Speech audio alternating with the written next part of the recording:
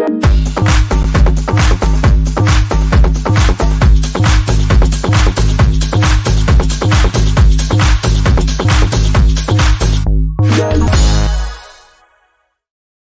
it's been an exciting Sunday. It's been an exciting Sunday to say the least on Whirlpool Presents ESPN Cricket for T20 Timeout, powered by Dell. We've seen two teams languishing in the wrong half of the table, be two teams that you think only need one more win to secure a playoff spot. It started with Chennai beating Bangalore, but rather you think one of the most surprising results of the day is Rajasthan Royals managing probably the chase of the tournament against the bowling team of the tournament, and they've kept their playoff hopes very much alive after a thumping win against the Mumbai Indians. Akash Chopra is with me to try and make sense of that chase, because it's fair to say, given what we've seen from both teams in the tournament, Akash, that we thought at half time this game was very much in Mumbai's hands. Absolutely, because once you concede the number of runs that you had conceded, and then a bulk of runs were conceded in the last few overs, you knew that this was perhaps 20 or 30 above par, because this was once again the used surface, and we've seen already what a used surface can do.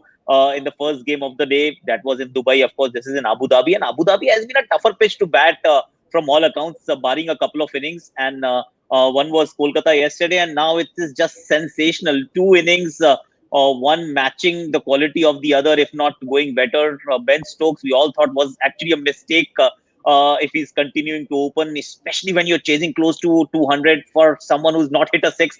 Oh my God, that was sensational stuff. Of course, Ben Stokes has turned in, and how. And it's just the right time, so to speak, where if you do lose today, that's it. So you're not really going to qualify. You still have given yourself a chance. Sunday has been that kind of a Sunday, Ronak, where the teams in the top half just can't win. So we thought that we'll get our two qualified teams. Now we are looking at a table which is looking very different from what we thought it will. Yeah, why not? But why not? As we enter what is a very, very important 10 days or so at the end of the league phase, you'd want as many teams to still, at least mathematically, be in it. And as a result of Chennai's win over Bangalore, you know that they're still not officially ruled out, even though it's going to be very hard work. If anything, then you have more teams with the likelihood now of making 14 points. Chennai can make a maximum of 12.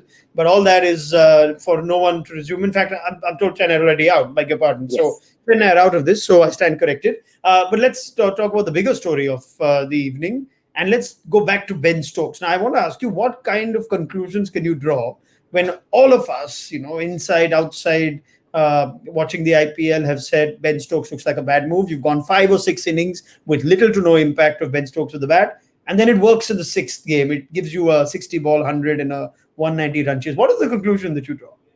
Oh, well, the conclusion, I think, one, of course, if you invest a lot of faith in a player of pedigree, sooner or later, he's going to come up with a performance that will be game-changing, match-winning. We saw what happened with Quinton de Kock, perhaps the similar reference or inference you can actually draw from something like this, because he is there. And we all kept saying Rajasthan decided, no way, Josh Butler may be good, but then we're going to stick with a makeshift opener, somebody who's never opened in T20 cricket. It's not his natural default batting position, but then he turns up against a team that is perhaps, like you said at the start, may not be the best, but the second best bowling attack. And and he's someone who's not hit a six before this game. I mean, this season was all about Stokes not being able to clear the fence. And suddenly he's been instilled that much faith, and also the fact that you have to now hit sixes because you're chasing nearly 10 and over from ball one. So an unbelievable innings, and all of us can just keep saying whatever we want to say. In the end, match winners will come and do what they can do. Yeah, I'm just trying to make sense of it. It hasn't worked in the last 5-6 games. So what changed today for Stokes? You think it was the toughest possible situation of all the other games he's been put in? Big chase to get, or chances of the playoffs nearly on the line, and one of the best bowling attacks in the opposition. Momentum seemed to have shifted at halftime. What does Ben Stokes just wait till it gets really hard and then brings out the best? So what happens, Ronak? I think when you're talking about quality players, and we're talking about a player of his quality, he could actually end up as one in a generation kind of cricketer. So when you throw them at the deep end, they know how to swim. And that's when the best comes from them.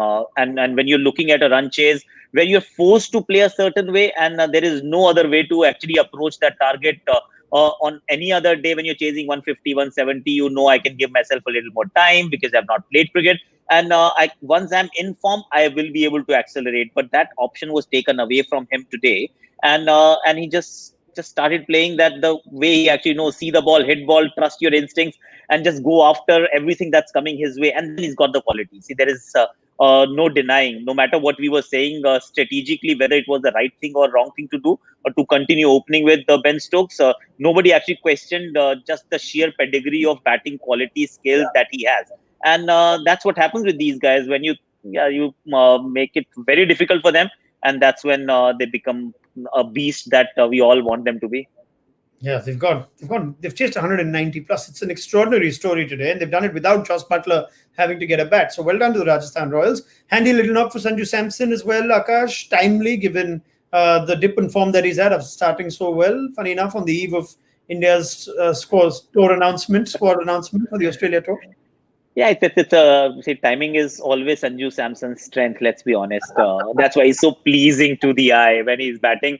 He looked actually. So first couple of games, they seem like from a different year and a decade. But after that, there was one innings in the last game where he actually started looking like that he's coming back to some kind of form. But it was only the slowness of Ben Stokes that forced him to go for a shot. Just one too many. Actually, he hit six ball before that. Then again, he tried to replicate that. It's not always easy when you're facing Jason Holder. So that's where that just was his undoing in the previous game. But the form was there because he had spent enough time. And today, once again, just everything was, the ball was coming onto the bat nicely. So that's great. We would love to hear from Abu Dhabi whether there was dew on the surface also, because that's making things easier in the second half. Whenever we see a big run chase, there is always like a due factor coming into the picture. But yes, once again, Sanju Samson, he was due to fire. Nobody fails for too long, and Sanju Samson has already showed us the quality that he has. What a night to just partner Ben Stokes and annihilate the team that we all believe is the best in the tournament. Now, Karen Pollard has referenced that the wicket, in his opinion, ended up being a good wicket with a little bit of dew. Those are the words of the Mumbai captain on the night. So that's what Pollard has to say. So is that in perspective? Would you say, in hindsight, rather, would you say that Mumbai score of 195, out of which 71 came in 3 death overs, was that still an underachievement looking at the entire innings, or did the wicket get easier? See, even if it is going to get easier, it's you don't know how it's going to turn out, because UAE has been a little strange. Initially, we saw dew. Then there were a couple of weeks where there was no dew at all on all three venues. So once that has been the case, you actually just go and do what you can do to the best of your abilities. And 190 was a fantastic score. Considering that there is a certain Jofra Archer who's going to bowl 4 quality overs, leg spinners actually were able to put on the shackles, so you knew that the ball is stopping and on the surface a little. So when once you actually just put all those things in perspective, it was a fantastic score. Plus your own bowling attack, which has been obviously very very good throughout the tournament. So you will take it on the chin and move on. That you played well, but then the opposition was just too good on the night. Yep, that's exactly what the Rajasthan Royals were. And yes, a reference to Gopal and Tewatia, 2 for 55 in 8 overs. That did essentially put some sort of brakes on otherwise that strong Mumbai batting. Now, the result does knock CSK out. So it's now official for the first time in their rather rich history. Akash, Chennai Super Kings will not make the playoffs. It comes on a day, funny enough, when they've given some of their young kids a go, and it's actually resulted in a couple of points. If you look back at just the first takeaway for Chennai and what's been and what's going to be a forgettable season for them, their worst ever in the IPL. Is that one striking theme that they should have and could have looked at other young Indian players a lot earlier? See, hindsight is perfect vision. They went with something that has worked for them all this while. And let's be honest, not qualifying for the playoffs like once in a while is actually normal. What they did was an aberration. No team can actually just say that we qualify every time, and that's how it is going to be, because you're talking about the IPL, and this is one of the best T20, if not the best T20 league in the world.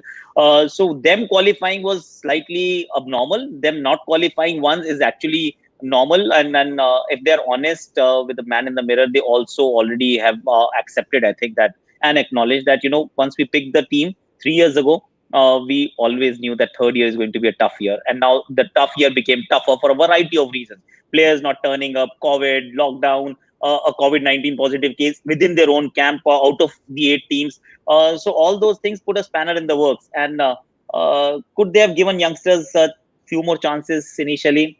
I don't think so. See, again, they've worked with something that has worked for them. Experience has taken them so far. Once in a while, if it doesn't work out, it doesn't work out. It's all right. All right, fair enough. It does still keep the rest of the tournament and the league phase very much very interesting in terms of how results have gone on Sunday. Akash Chopra, I'm sure we'll have plenty to talk about in the week that comes, starting with the Punjab Kolkata game tomorrow in Sharjah. That should be an absolute cracker. So let's get your thoughts very soon. Thank you to Akash Chopra. And that's a wrap from our coverage on Sunday and what's been a remarkable Sunday for the Rajasthan Royals and the result between Chennai and Bangalore that keeps the race for the playoffs very alive. This was Whirlpool Presents ESPN Cricket for T20 Timeout powered by Dell.